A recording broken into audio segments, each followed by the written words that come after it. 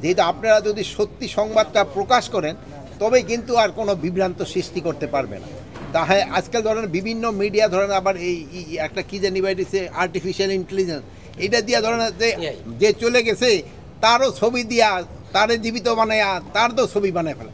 এগুলি ক্ষেত্রে আপনাদের ক্ষেত্রে আমি অনুরোধ করব, মানে যেটা ঘটনা সত্যি সংবাদটা আপনারা প্রকাশ করুন। আর স্বরাষ্ট্র মন্ত্রণালয় থেকে আমাদের ডিরেকশন যেই ঘটনা ঘটে ওটা সত্যিটা প্রকাশ করে দেওয়া, এটার ভিতরে কোনো লুকোচুরি করার কোনো কিছু নেই, যা ঘটে তা প্রকাশ করে দেয়। এটাই যদি হয় সেই সময় জনগণ সচেতন। তো কিছু সংখ্যক তো স্বার্থমবেশী লোক থাকবেই যারা সব সময়ই একটা প্রবলেম ক্রিয়েট করার জন্য চেষ্টা করবে। এই জন্য আমি যেই সব রাজনৈতিক দলগুলি এই পুলিশের সাথে এবং অন্যান্যের সাথে একটা বিভেদ করার চেষ্টা করছে তাদেরও অনুরোধ করব আপনারা নিজেরা ভিতরে আপনারা করবেন, আমাদের সাথে তো রাজনৈতিক দলের কোনো বিভেদ থাকার কথা না।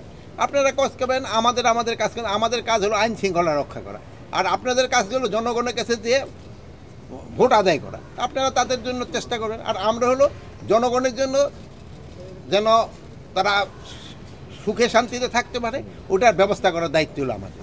যেমন কোনো যখন যেন কোনো রকমের আইন শৃঙ্খলা পরিস্থিতি যেন অবনতি না হয় এটি হলো দেখার দায়িত্ব হলো আমাদের। তো এই ক্ষেত্রে আপনারা কিন্তু সবচেয়ে বড় ভূমিকা পালন করতে পারেন যদি আপনারা সত্যি সংবাদটা সবসময় প্রকাশ করে দেন। আর এখন হলো কি মিডিয়া এত ভালো অবস্থায় আছে যে আপনারা কিন্তু সব জায়গার খবরই রাখেন, খবরটা দিয়ে দিলে সাথে সাথে হয় সত্যি সংবাদটা দিয়ে দিলে। তা আপনারা ভালো থাকেন। ছিল আপনারা ধরেন যে একটা হত্যা মামলায় হয়তো 20 জন আসামি হওয়া দরকার ছিল, আপনারা ওখানে 200 আসামি দিয়ে ফেলছে।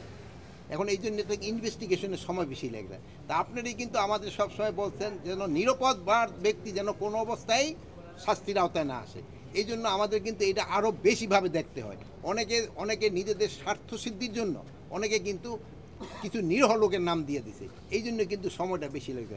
যদি তারা অ্যাকচুয়াল আসামিদের নামটা দিত তবে কিন্তু এত সময় লাগতো না।